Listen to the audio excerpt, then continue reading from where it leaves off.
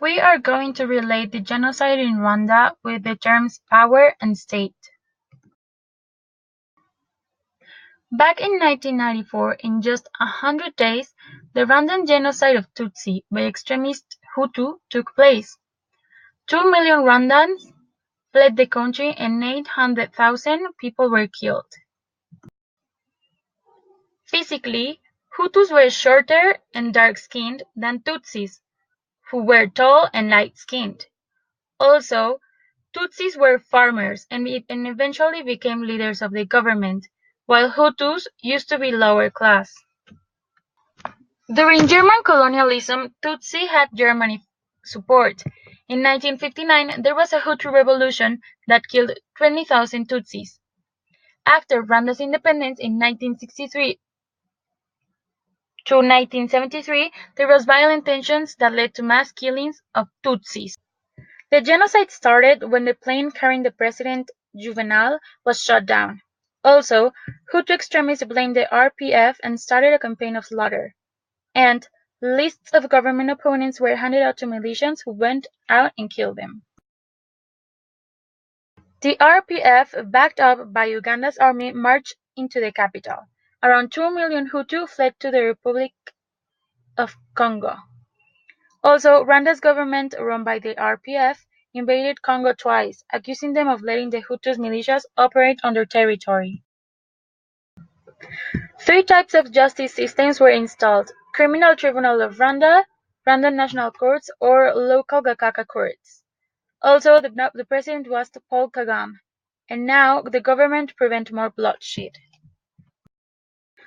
With this definition of power, we can relate the genocide in a way that Hutus did not care about Tutsis' power, because they knew even when they had the power, they were a majority.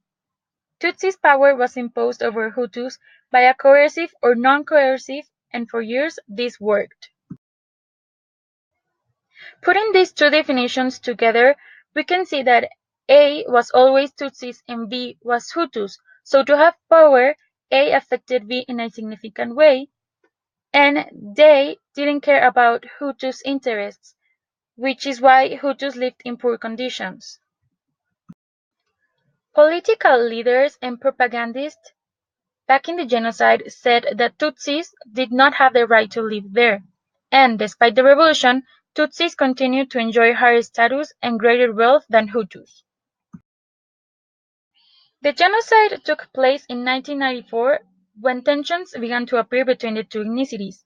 According to Lorenzi, this is an example of observable conflict, because Hutus were exterminating Tutsis in order to acquire power.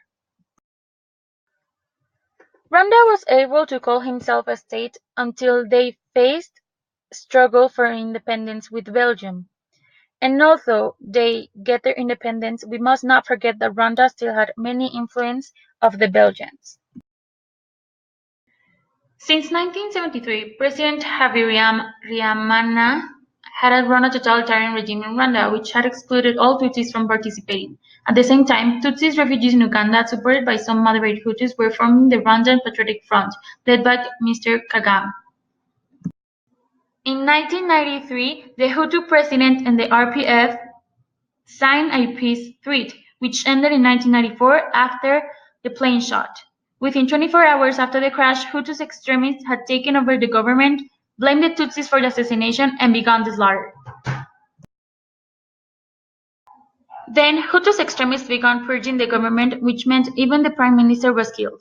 When the Belgian UN peacekeepers tried to protect the prime minister, they were killed too. This caused Belgium to start withdrawing its troops from Rwanda. The measurements taken by the government can be justified through the definition of state by Weber. In conclusion, the conflict between the Hutus and Tutsis in Rwanda was getting out of control. The state made use of the monopoly over the use of force, and it was clearly an abuse even though it was never proven that the Tutsi really overthrew the plane on which the president was on. But this gave them a pretext to put an end to them once and for all.